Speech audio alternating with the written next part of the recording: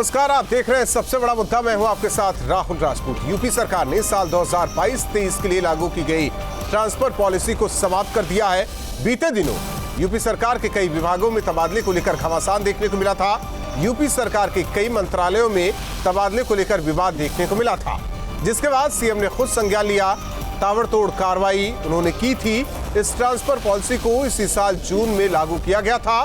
तबादलों पर लगी पाबंदी से सवाल उठता है, नहीं चलेगी ट्रांसफर पोस्टिंग वाली मलाई। मनमानी करने वाले पर सीएम का ये क्या जोरदार अंतर है। अब तबादला एक्सप्रेस पर लग गया है पूरी तरीके से ब्रेक। अनियमितता की शिकायत के बाद एक्शन में सरकार। तबादला नीति 2022-23 का अधिकारियों ने क्या फायदा उठाया? इन्हीं तमाम सवालों के साथ मेहमानों से चर्चा, और उससे पहले एक रिपोर्ट।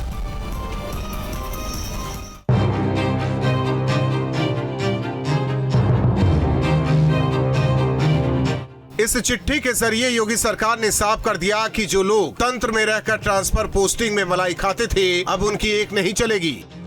इस चिट्ठी के जरिए 2022-23 के लिए लागू की गई ट्रांसफर पॉलिसी को समाप्त कर दिया गया है। बात रही माननीय मुख्यमंत्री जी की और उत्तर प्रदेश शासन प्रशासन की, तो सबका स्पष्ट रूप से मानना है कि सरकार के हर एक काम में पूर्ण पारदर्शिता होनी चाहिए और किसी भी प्रकार की शिकायत या कमी उसमें नहीं होनी चाहिए। इसी को देखते हुए हर तरह के आदेश जो है जारी किए जाते हैं। मुख्य सचिव की तरफ से जारी पत्र में लिखा गया है कि इस साल के तबादले अब पूरे हो गए हैं। अब अगर ट्रांसफर किया गया तो वो फाइल सीएम के टेबल से होकर गुजरेगी। चिट्ठी में क्या लिखा है, पहले ये जान लीजिए। इस साल के सारे ट्रांसफर पर पाबंदी लगा दी गई है। विशेष परिस्थिति में सीएम की अनुमति पर ही ट्रांसफर होगा। समूह क, ख, ग और घ के कर्मचारियों के लिए ये आदेश जारी किया गया है। ये बहुत आसान प्रक्रिया हो गई है कि अगर यदि किसी का बहुत ही कोई जेन्युइन ट्रांसफर केस है तो वो यदि जेन्युइन है तो विभागाध्यक्ष से होते हुए वो माननीय मंत्री जी से और माननीय मुख्यमंत्री से प्रेषित हो जाएगा। और मुझे पूरी आशा विश्वास है कि माननीय मुख्यमंत्री जी के यहाँ से उसमें न्याय होगा और कर्मचारियों के हित में निर्णय लिया जाएगा। मतलब साफ है कि जिन लोगों ने इसका फायदा उठाकर ट्रांसफर पॉलिसी का गलत इस्तेमाल किया, उस पर पूरी तरह से ब्रेक लग गई है। सवाल ये है कि समूह का, खा, गा का अगर माननीय मुख्यमंत्री जी करेंगे तो ये जो मिनिस्टर साहब हैं और जो कैबिनेट मिनिस्टर हैं, जो डिप्टी सीएम है, इनका क्या काम है? फिर अगर एक मुख्यमंत्री को अपने मंत्रियों पे भरोसा नहीं है, आप सोचिए कि ये कितना बड़ा गवर्नमेंट का फेल्योर एंड कोलैप्स है। दरअसल यूपी के स्वास्थ्य विभाग में 30 जून को अचानक से कई ट्रांसफर किए गए थे, जिसे लेकर खुद उप मुख्यमंत्री ब्रजेश पाठक ने सवाल उठाए थे और प्रमुख सचिव स्वास्थ्य को पत्र लिखकर जवाब तलब किया था। इसके बाद पीडब्ल्यूडी विभाग और शिक्षा विभाग में भी बड़े पैमाने पर तबादलों को लेकर अनियमितताएं सामने आई थी। मुख्यमंत्री ने खुद मामले का संज्ञान लेते हुए जांच बैठाई थी। इस मामले में अभी तक कई अफसरों पर गाज गिर चुकी है, जबकि कई अन्य रडार पर हैं। मुख्यमंत्री कार्यालय से एक बड़ा फैसला लिया गया। तबादला सत्र खत्म होने के बाद समूह का के साथ खा, गा और घा के भी तबादले अब मुख्यमंत्री योगी आदित्यनाथ के आदेश से ही होंगे। अभी तक इसमें बहुत सारे रैंक के तबादले मंत्री और उसके साथ ही अधिकारियों के स्तर से कर दिए जाते थे, लेकिन इस तरह की लगातार शिकायतें मिल रही थी कि तबादलों में कई खेल चल रहे हैं। लिहाजा मुख्यमंत्री ने तय किया है कि समूह का से लेकर खा, गा और घा का भी तबादला अब मुख्यमंत्री कार्यालय से किया जाएगा और विभागों को बाकायदे इसकी फाइल बनाकर मुख्यमंत्री कार्यालय भेजनी होगी। लखनऊ से जर्नलिस्ट सफल हसन के साथ निखिल शर्मा, न्यूज़ स्टेट उत्तर प्रदेश। और हमारे साथ मेहमान जुड़ चुके हैं। सबसे पहले परिचय करवा दी कीर्तिनिधि पांडे जी, जो कि प्रवक्ता है समाजवादी पार्टी, हमारे साथ जुड़े हैं। इसके अलावा हरिकिशोर तिवारी जी, जो कि अध्यक्ष है राज्य कर्मचारी संयुक्त परिषद, हमारे साथ जुड़े हैं। एसएन सिंह जी, बीजेपी के प्रवक्ता, हमारे साथ जुड़े हैं। और इसके अलावा डॉक्टर पीके अग्रवाल जी, रिटायर्ड आईएएस, हमारे साथ जुड़ेंगे। लेकिन सबसे पहले रुख करते हैं जिस तरीके से इस ट्रांसफर पॉलिसी पिछले दिनों की बात करें, जिस पर सीएम योगी बेहद सख्त हुए थे। हरकिशोर तिवारी जी, इस फैसले को लेकर जो चिट्ठी आई है, उससे लेकर आप कैसे देखते हैं? देखिए, स्थानांतरण नीति ये हर साल आती है जी, और आज से नहीं आ रही, जब से स्थानांतरण हो रहे हैं तब से आ रही है। हाँ, ये सरकार बीजेपी की जब बनी थी तब इन्होंने 1 साल 5 साल की सांत्वनिक जारी कर दी और उन्होंने कहा था लगभग यही रहेगी। कोरोना काल आया, उसमें रिलैक्सेशन उसमें हुआ अलग से, लेकिन लगभग वही है आज की तारीख में, थोड़ा बहुत चेंज उन्होंने किया। अब बात आती है कि ट्रांसफर 6वां ये सत्र था इनका बीजेपी, आखिर 6 साल तक 6 सत्र तक क्या होता रहा, क्या नीतियों का पालन हुआ, किस विभाग में नहीं हुआ। हमने कहा पोर्टल पे, सरकार ने कहा पोर्टल पे हम ट्रांसफर कराएंगे आपका, सब लोगों का अपने आप ट्रांसफर हो जाएगा, क्या लागू हो पाया? वो भी लागू नहीं होने दिया अधिकारियों ने, जिसने भी लागू होने दिया, पॉलिटिकल लोगों ने ही लागू नहीं होने दिया क्योंकि उसमें मनमानी नहीं कर पा रहे थे वो लोग। तो ये चीजें सब आती रही और इसको देखा जाता रहा। आखिर ये एक बात बताइए कि क्या मुख्यमंत्री जी पूरे प्रदेश को चलाएंगे अब? क्या अधिकारियों पर कोई विश्वास नहीं रहा? क्या नेताओं पर कोई विश्वास नहीं रहा? ये ट्रांसफर का एक सेक्शन सर इसलिए क्योंकि देखा जाए स्वास्थ्य विभाग और इसके अलावा पशुपालन विभाग रहा, पीडब्ल्यूडी विभाग रहा, आपने देखा ना हुआ क्या? जी मैं वही कह रहा हूँ कि क्या खाली इसकी बात कर रहे हैं ट्रांसफर की? क्या और सेक्टर नहीं है क्या? टेंडरबाजी नहीं है क्या? क्या खरीद फरोख्त नहीं है क्या? वो सब वही अधिकारी कर रहे होंगे ना। जब इसमें घालमेल करेंगे तो नीचे क्या कर रहे होंगे? इस इतनी आज की तारीख में ये है। तो हम समझते हैं कि इससे कोई फायदा नहीं होने वाला है। पावर उनको मिलनी चाहिए जहां पावर है, पहले भी थी, अपरिहार्य कारणों पर होना चाहिए। आप समझिए स्थानांतरण सत्र के लिए हमारा एक सेक्शन होता है, हर जगह हर विभाग में एक सेक्शन होता है जो खाली स्थानांतरण सत्र देखता है, साल भर डाटा इकट्ठा करता है, उसके बाद लिस्ट बनाता है। उसके बाद भी तमाम विभागों में, आप शिक्षा विभाग की बात कर लें तो शिक्षा विभाग में टीचर्स के ट्रांसफर नहीं हो पाए अभी तक। 30 जून निकल गई, 15 जुलाई तक एक्सटेंशन किया कुछ लोगों ने, 15 जुलाई निकल गई। आखिर उनके ट्रांसफर कब होंगे जिनका सरकार कर ही नहीं पाई, जिनके विभाग के लोग कर ही नहीं पाए? तो आखिर कहां सोते रहे? अगर या नहीं तो भी गलत है, उनको टाइम से करना चाहिए था। आपने नीति बना दी भाई किस किस का ट्रांसफर करेंगे, हम सहमत हैं, उस पर होना चाहिए, उसमें कोई दिक्कत नहीं है, हम उसका स्वागत करते हैं। लेकिन आप रखे रहें, उसको घुमाते रहें, उसको कर ना पाए, आप पॉलिटिकल लोगों के दबाव में रहें या ये अपने दबाव में रहें, तो उससे क्या फायदा होगा? ठीक है, उससे तो एसएन सिंह जी जवाब दे दीजिए। आप ये कह रहे थे अभी हमारे बड़े भाई ने जो भी कहा कि ऊपर तक जाएगा वहां करा लाएंगे, लोग नहीं करा सकते कोई भी। किसी की हैसियत नहीं जो मुख्यमंत्री से जाके फाइल करा रहा है, जाके क्लास 4 क्लास ने भी कहा कि ये पुरानी व्यवस्था चलती आई है और साल में एक बार परंपरा है कि साल में एक बार स्थानांतरण होता है और सभी मंत्री अपने अपने विभाग के स्थानांतरण को देखते हैं, उनके विभागाध्यक्ष देखते हैं और वो हो जाता है। उसके बाद जब भी होता है तो वो फाइल मुख्यमंत्री तक जाती थी, पहली बात। दूसरी बात मैं तो ये कह रहा हूं, अगर कोई आरोप लग रहा है और ये कहा जा रहा है कि घर का मुखिया है, उसको दिखा के जो लिस्ट बनाई गई है घर पे, समाज में भी इस तरह की चीजें होती हैं, उसको एक बार दिखा दीजिए अपने मुखिया को, तो इसमें कोई बुराई नहीं है। और मैं तो कह रहा हूं लोकतंत्र में ऐसी चीजें होनी चाहिए जिसमें गलतियां कम हो। ये नहीं कहा गया कि स्थानांतरण नहीं होगा, ये नहीं कहा गया कि आज के बाद ट्रांसफर बंद हो जाएंगे। अगर वाजिब है, वास्तविक है, जरूरत है तो आप बनाइए, लेकिन एक बार उसको जो है मुख्यमंत्री जी को दिखा दीजिए। तो मुझे नहीं लगता है कि इसमें किसी को तकलीफ होनी चाहिए। अगर पारदर्शी तरीके से किसी चीज का आकलन 20 बार हो तो उसमें क्या दिक्कत है? भाई आपने किसी चीज को फिल्टर कर लिया, उसको दूसरी चीज में डाल के और भी फिल्टर कर लिया जा रहा है। यही तो विरोधी आरोप लगाते थे, यही तो दूसरी पार्टियों में और भारतीय जनता पार्टी में अंतर है। उसमें ट्रांसफर हो जाता था और नाम लिख जाता था इसके आगे, ये चाचा के हैं, ये फला के हैं, ढेका के हैं। यही तो नहीं, भारतीय जनता पार्टी में भी वही लोग हैं, वही अधिकारी हैं जो और कालखंडों में थे। लेकिन हुआ क्या? पहले सरकारों में आप गलत करते थे, दूसरे लोग आपको बचाने का कार्य करते थे। भारतीय जनता पार्टी में भी आप उस तरह के कार्यों को कर रहे हैं, क्योंकि ये बीज आज से नहीं बोया गया, ये भ्रष्टाचार का बीज पहले से पनपता चला है। हम जिसको काट छाट के सही करने का कार्य कर रहे हैं, इसमें भी अपनी आदतन वो लोग किए। नतीजा क्या हुआ? वो लोग बर्खास्त कर दिए गए। और मैं तो कह रहा हूं ये ऐसा हंटर चलना चाहिए।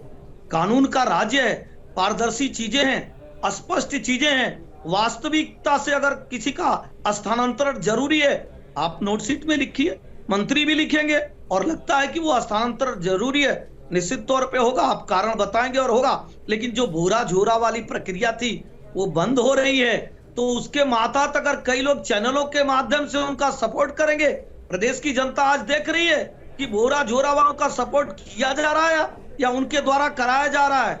निश्चित तौर पे आज लोकतांत्रिक तरीके से, मर्यादित तरीके से मूल्यों को स्थापित करते हुए सबकी बात सुनी जा रही है। और मैं कह रहा हूं आरोप भी लगा था हमारी सरकार में, हम इसको स्वीकार रहे हैं, लेकिन उस आरोप को हम ओढ़े नहीं, उसको तोड़ने का कार्य किए और उसमें सुधार की। जो 100 बार संविधान में सुधार हुआ, 100 बार संशोधन हुआ, तमाम इस तरह की चीजों को ले आकर प्रदेश को यही व्यवस्था तो देने की बात है। और ये नहीं कहना कि ये तो 100 वर्षों से होता चला आया है, ये ऐसे ही होता रहेगा, ऐसे कदापि नहीं होगा।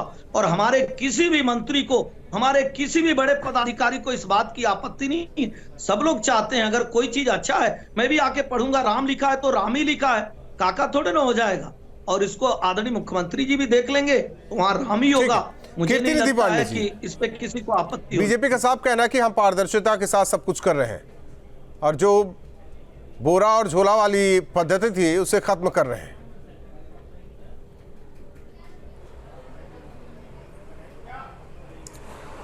देखिए राहुल जी, एक बात बहुत स्पष्ट है कि भारतीय जनता पार्टी कहती कुछ है और करती कुछ है। मैं तो ये कहता हूं कि ये हमेशा से होता रहा है कि जब ट्रांसफर नीति बनती है किसी भी सरकार में और उसमें टाइम पीरियड तय होता है कि 30 जून 15 जुलाई तक ट्रांसफर हो जानी चाहिए, उसके बाद जब भी कोई ट्रांसफर होता है तो माननीय मुख्यमंत्री से अनुमति लेकर के ही होता है, क्योंकि ट्रांसफर के समय के बाद जब होता है तो विशेष परिस्थिति मानी जाती है। लेकिन उत्तर प्रदेश के मुख्यमंत्री को 6 साल लग गए बात समझने में कि उनके नाक के नीचे बेईमानी हो रही है। स्वास्थ्य विभाग के जिस अधिकारी पर उत्तर प्रदेश के डिप्टी सीएम ने सवाल खड़ा किया था, एसीएस अमित मोहन प्रसाद जी के ऊपर, उस ट्रांसफर घोटाले में मरे हुए लोगों के भी ट्रांसफर किए गए थे जो मृत हो गए, वो डॉक्टर और कर्मचारी ट्रांसफर हो गए। विकलांग नीति की धज्जियां उड़ गई।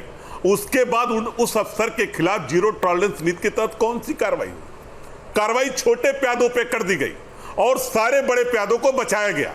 मुख्यमंत्री सबको संरक्षित कर रहे हैं और इस तरीके का आदेश करके नाटक कर रहे हैं। इनको अपने मंत्रियों पे भरोसा नहीं, लेकिन उन अफसरों पर भरोसा जो खरीद फरोख्त कर रहे हैं, उसमें घोटाले कर रहे हैं, ट्रांसफर नीति की धज्जियां उड़ा रहे हैं और गलत ट्रांसफर कर रहे हैं। शिक्षा विभाग में ट्रांसफर आज तक नहीं हो पाया, हरकिशोर जी कह रहा है, अभी संयुक्त कर्मचारी परिषद के हैं। और जिस तरीके से पीडब्ल्यूडी हो, स्वास्थ्य विभाग हो, जल शक्ति विभाग हो, सारे विभागों में ट्रांसफर नीति की धज्जियां उड़ी, लेकिन एक भी आईएएस अफसर के खिलाफ जिसके कलम से ट्रांसफर हुए उसके खिलाफ कड़ी कार्रवाई उत्तर प्रदेश की सरकार ने नहीं किया। इससे साबित होता है कि उत्तर प्रदेश के मुख्यमंत्री मंत्रियों से पावर लेकर के आईएएस अफसरों में वो पावर डेलीगेट कर रहे हैं। अगर ईमानदारी से जीरो टॉलरेंस की नीति है तो उन आईएएस अफसरों के खिलाफ, उस एसीएस के खिलाफ कार्रवाई क्यों नहीं जिस एसीएस के खिलाफ इनके डिप्टी सीएम ने सवाल खड़ा किया, जिसके सवाल खड़ा करने के बाद इतना बड़ा भ्रष्टाचार उजागर हुआ,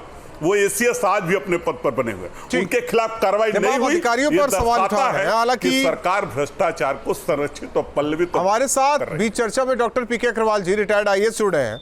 आपने डॉक्टर पीके अग्रवाल जी कीर्ति निधि जी की बातें सुनी?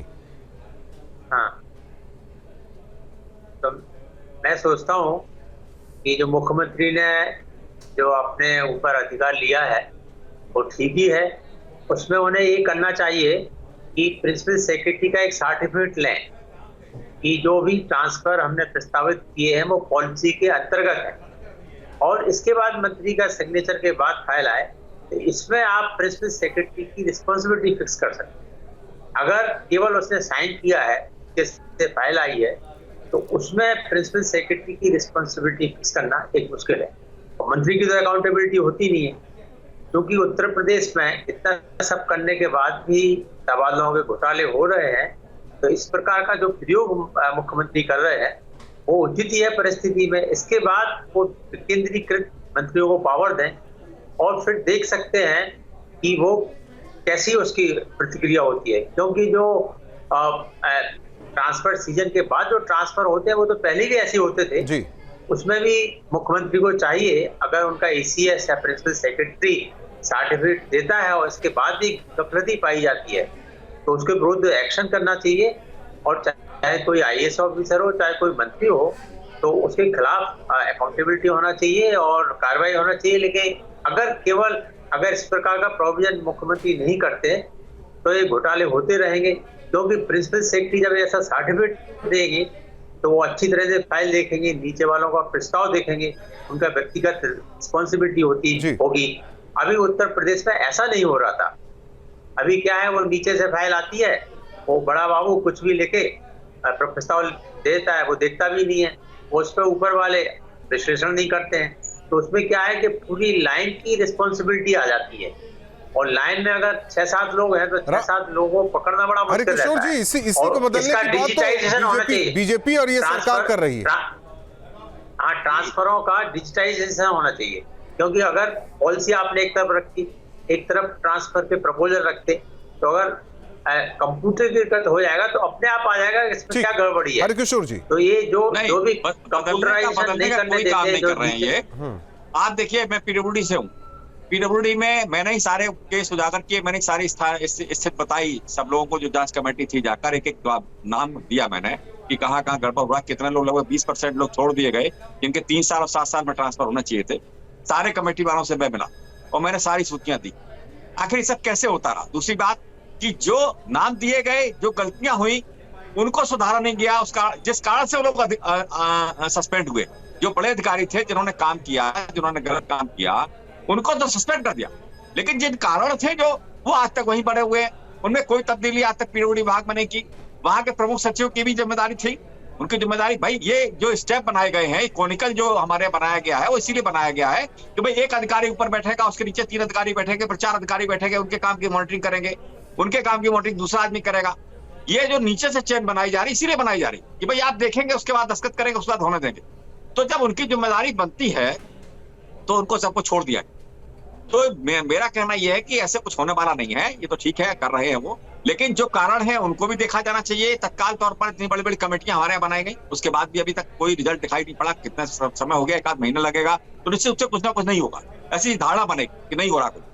तो जो दिखाई पड़ा है उस पर एक्शन तत्काल होना चाहिए। स्वास्थ्य विभाग में आपने बताया, अभी बता रहे थे कि भाई अगर मोहन साहब प्रमुख अपने मुख्यमंत्री जी की जो डिप्टी सीएम है और सबसे ताकतवर डिप्टी सीएम है, मंत्री हैं, और उनकी बात नहीं सुनाएंगे, उनको लिस्ट नहीं दिखाएंगे, उनके साथ से बात नहीं होगी, तो फिर कैसे होगा? एहसन सिंह जी, तो ये तो गलत बात, कहीं ना कहीं संदेह क्यों जाहिर किया जा रहा है? देखिए, कई लोग एक योजना बनाकर आते हैं कि किस तरह से किसी को बदनाम करने की आवश्यकता है। मैं तो स्पष्ट बताना चाहता हूं कि पीडब्ल्यूडी में तब भी रहे होंगे जब जागरण खबर छाप रहा था कि 4% पे पीडब्ल्यूडी के ठीके दिए जाते हैं, और भारतीय जनता पार्टी ने तो पूरा एक साइड बना दिया है। आप वहां आरोप लगाइए, निश्चित तौर पे कोई हमारा रिश्तेदार नहीं है और न कोई हमारा सगा संबंधी है। जो गलत कार्य करेगा वो जाएगा। यादव सिंह के लिए कौन हाई कोर्ट और सुप्रीम कोर्ट तक जाता है? प्रमुख सचिव नियुक्ति को लेकर कीर्तिनिधि जी आपके डिप्टी सीएम ने एसीएस अमित मोहन प्रसाद पे सवाल खड़ा किया था। कीर्तिनिधि जी, ठीक है, 1 मिनट। एहसन सिंह जी, 1 मिनट। आप आरोप आप लगा रहे हैं, समाजवादी पार्टी की सरकार को भी उसमें घेर रहे हैं, लेकिन कहा जा रहा है कि पुरानी परिपाटी तो वही रही। देखिए, जो चीज चलती आ रही है, हम उसको कीर्तिनिधि जी, अब सुन लीजिए ना, आप आरोप लगा रहे हैं तो जवाब भी ले लीजिए ना। देखिए, मैंने कहा कि एक रिटायर्ड आईएएस भी है और संयुक्त कर्मचारी परिषद के भी है डिबेट में। यही व्यवस्था रहती है कि हर बार एक टाइम तय होता है ट्रांसफर का, और उस टाइम बाउंड के बाद अगर कोई विशेष परिस्थितियों में ट्रांसफर करना होता था तो मुख्यमंत्री से अनुमति ली जाती थी। हर बार की व्यवस्था रही। लेकिन जो सवाल मैंने खड़ा किया राहुल जी, अमित मोहन प्रसाद जी के खिलाफ सवाल डिप्टी सीएम ने इनके खड़ा किया। बेईमान कौन, डिप्टी सीएम या अमित मोहन प्रसाद? किसको सरकार बचा रही? और ट्रांसफर तो धज्जियां उड़ी स्वास्थ्य विभाग में, खुलेआम मृत लोगों के ट्रांसफर किए गए, जो नौकरी में, सेवा में नहीं है, दुनिया में नहीं है। विकलांग नीति की धज्जियां उड़ी। आखिर उस एसीएस को ये लोग क्यों बचाना चाहते हैं? उनके खिलाफ कार्रवाई क्यों नहीं करना चाहते? ठीक, जो सवाल खड़ा किया सीएम ने, वो आरोप सही पाए गए। तो सवाल छोटे पदों पे सिर्फ कार्रवाई करके जीरो टॉलरेंस नीति होगी। देखिए, उत्तर प्रदेश को चलाना है तो पहले शासन को संभालना होगा। आते ठीक है, एहसन सिंह जी, डॉक्टर पीके अग्रवाल जी।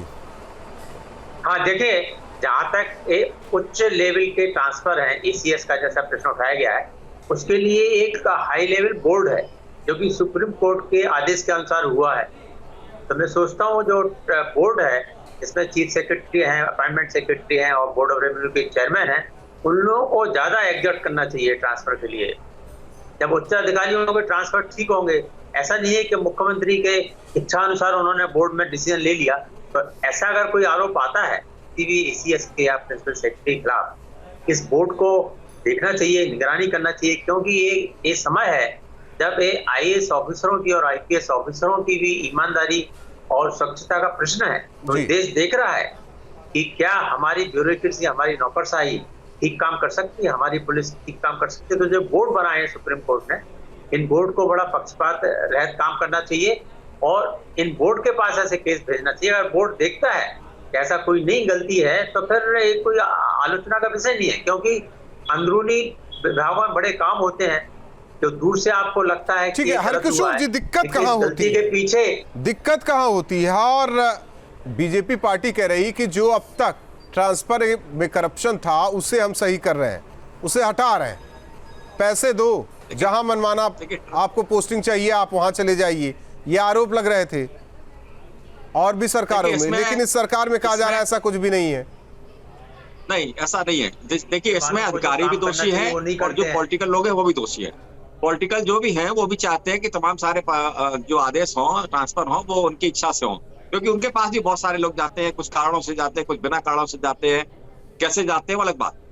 तो वो लोग भी चाहते हैं कि हमारे लोग, जितने भी लोग, मैं गारंटी के साथ कह सकता हूं कि जितने भी ट्रांसफर मंत्री जी के यहाँ से आते हैं, विधायकों के संस्तुत के आते हैं, वो सारे नीति विरुद्ध होते हैं, सारे के सारे नीति विरुद्ध होते हैं, वरना वो जाएगा ही नहीं उनके पास।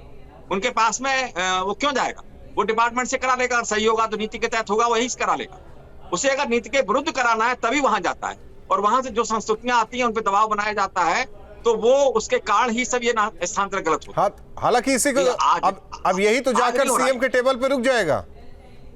नहीं रुक सकता, वह सीएम साहब के बस का नहीं है कि वो उसको रोक लेंगे या देख लेंगे। ये तो आपको लगता है, हो सकता है। देखिए, बीजेपी का कहना है ना कि करप्शन को लेकर जीरो टॉलरेंस, ये तो हम लोग देखेंगे। आप चारों मेहमानों का बहुत बहुत धन्यवाद हमारे साथ जुड़ने के लिए। जाहिर तौर पर जिस तरीके से ट्रांसफर में मनमानी चलती थी, अब उस पर रोक लगा दिया गया है। एक चिट्ठी जारी कर कहा गया कि विशेष परिस्थितियों में अब सीएम के टेबल पर ही जिस किसी का भी ट्रांसफर होना है वहीं से फाइनल होगा। सबसे बड़ा मुद्दा में बस इतना।